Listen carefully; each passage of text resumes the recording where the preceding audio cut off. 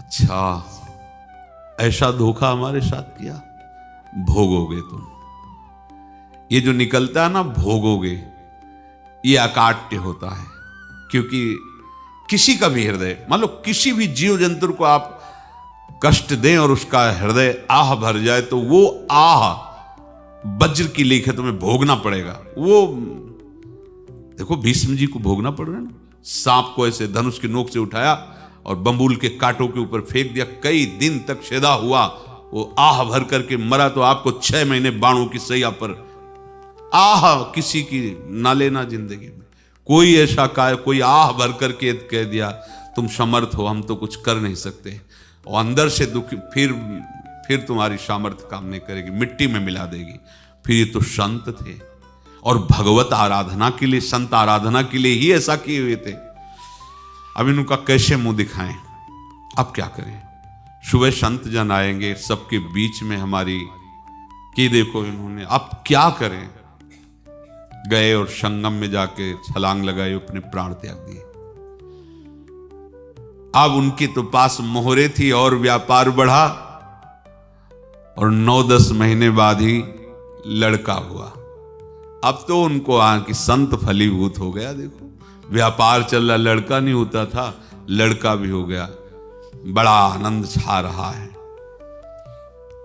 जब से वो प्रकट हुए और धन की वृद्धि शुरू हो गई, पढ़ाई लिखाई में उनके खर्चा हुआ सब, बस बीमारी शुरू हो गई उनके शरीर में। अब उसमें पैसा जाना शुरू हुआ। इतने आसक्त तो वो दोनों हो गए कि कुछ भी हो, व्यापार ठप, संपत्ति बेचना शुरू। तो उन्होंने कहा कि बेटा मैं क्या कर सकता हूं तुम्हारे लिए। बोले हमारी अंतिम इच्छा है प्रयाग चलो, और जितने प्रयाग में संत महात्मा सबको एक बार भंडारा करवाओ, हमारी इच्छा अंतिम है। क्योंकि अंतिम यही इच्छा थी। तो बोले अब ज्यादा संपत्ति तो नहीं रह गई। तो बोले घर बेच दो, मेरे लिए ही तो है, बेच दो। मुझे लगता मैं बचूंगा नहीं, पर मेरी अंतिम इच्छा पूर्ण कर दो। घर बेच दिया, जेवर बेच दी। वहां गए, जब संत सेवा की तो बोले मुझे संगम तक ले चलो। संगम तक ले गए और बोले समझे तुम चुराए थे और हमने उसको छीना है, कुछ नहीं रह गया तेरे पास कुछ, अब केवल ममता और आसक्ति में जलकर मर और नरक प्राप्त कर। मैं वही महात्मा हूं जिसकी तूने मोहरे ली थी, शरीर छोड़ दिया। महात्मा को जन्म लेना पड़ा और इनको दुर्गति भोगनी पड़ी। ऋणानुबंध होश में, ऐसा नहीं कि आप जो कर रहे हैं कोई देख नहीं रहा, कोई हिसाब किताब नहीं, जो कर रहे हैं अवश्य में भोक्तव्यम। बहुत सावधान। अनेक जन्मों में अनेक लोगों से जो कुछ लिया दिया है, इस लेने देने को मिटा देने के बाद ही तुम मुक्त हो गए। इसीलिए एक उपाय है, लेना न देना मगन रहना। क्या? मालिक को समर्पित हो जाओ, मालिक को अपना माना हुआ समर्पित कर दो, खत्म। अहम त्वाम स्वरूपापेभ्यो मोक्षयिष्यामि, सब खत्म। आगे पीछे लेना देना सब खत्म।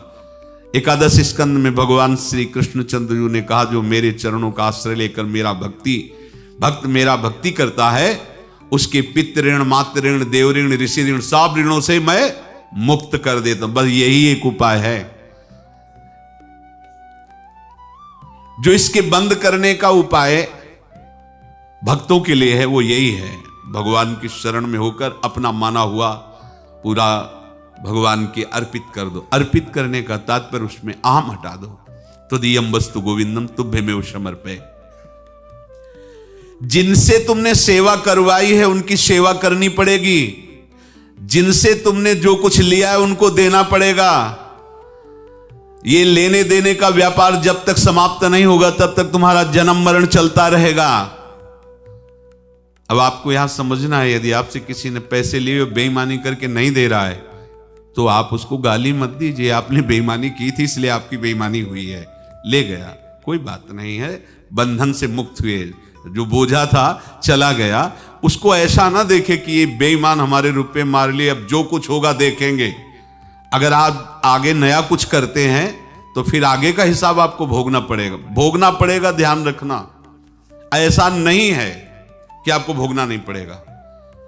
एक ही उपाय है कि अब जो शरीर धारण किए इसी में जो भोग ले, आगे ना होना चाहिए। तो क्या करे? सर्वतो भावेन भगवान की शरण ले ले। ये तो सर्वाणि कर्माणि मयि सन्न्यस्य मत्पराहा अनन्येनैव योगेन माम ध्यायन्तु उपासते तेषामहं समुद्धर्ता मृत्यु संसार से। ये बड़ा कठिन है पार होना, कोई छोटी मोटी बात है। एक महात्मा बाल्यावस्था से भजन करते थे, शालिग्राम भगवान पास रखते थे और उन्हीं की आराधना करके बस पाठ नाम जप और भ्रमण करते थे।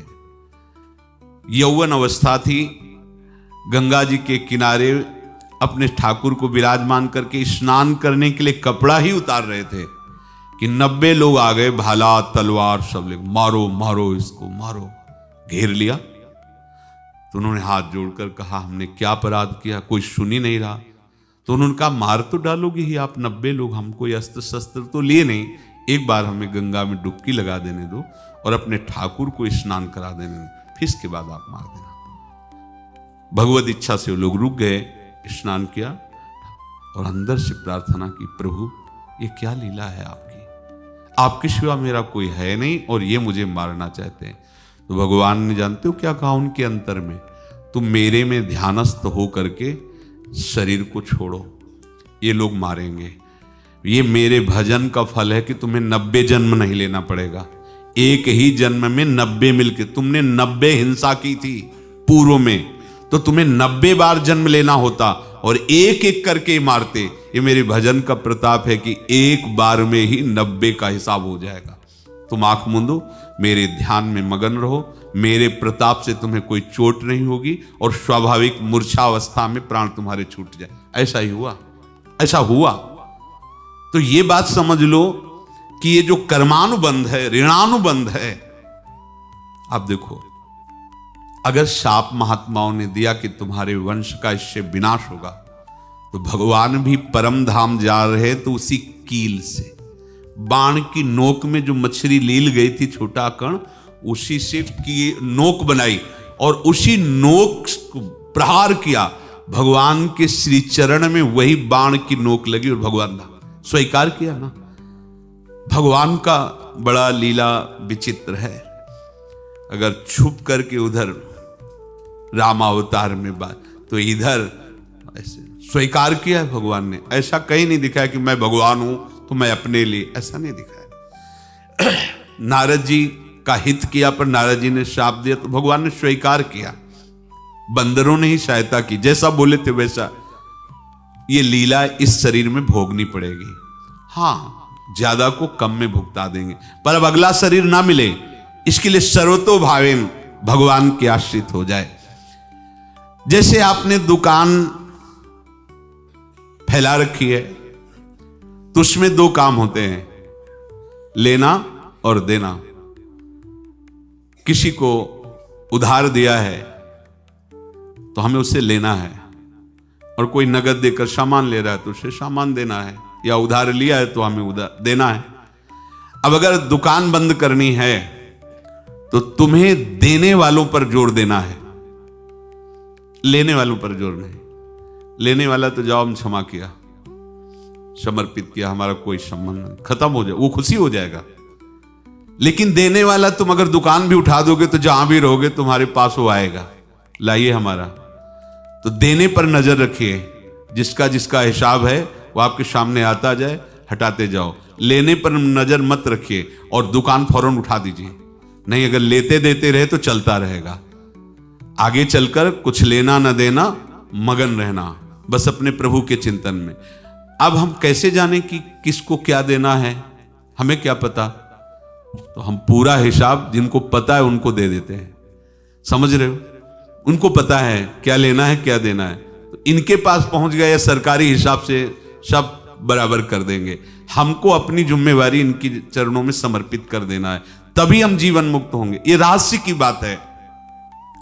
प्रभु कह रहे हैं, यस्य सर्वे समारंभाः काम संकल्प वर्जिताः ज्ञानाग्नि दग्ध कर्माणं तमाहु पंडितम बुधा, जिसके संपूर्ण कर्मों के आरंभ संकल्प और कामना से रहित हैं, तथा जिसके संपूर्ण कर्म ज्ञान रूपी अग्नि से जल गए हैं, उसको ज्ञानी जन भी पंडित कहते हैं, बुद्धिमान कहते हैं।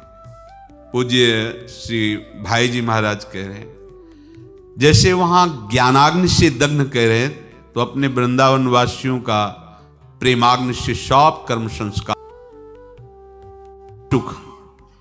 जब प्रेम का प्रादुर्भाव होगा तो समस्त पाप भस्म हो जाते हैं, अशांति नष्ट हो जाती है, संसार ज्वाला स्पर्श भी नहीं कर सकती है। जब भगवत प्रेम का प्रादुर्भाव होता है तो हो सकता है उस उपासक के जीवन में दुखों का पहाड़ टूट पड़े, परिवार खिलाफ, शरीर रोगी, अव्यवस्था, बहुत बहुत कुछ, सब कुछ। कह रहे हैं इतना सब होने पर भी उसके हृदय में कोई भी दुख नहीं होता। ऐसा सामर्थ्यशाली भगवत प्रेम है। भगवान के चरणारविंद का जिसके हृदय में प्रेम है, भारी से भारी दुख भी उनको विचलित नहीं कर सकता।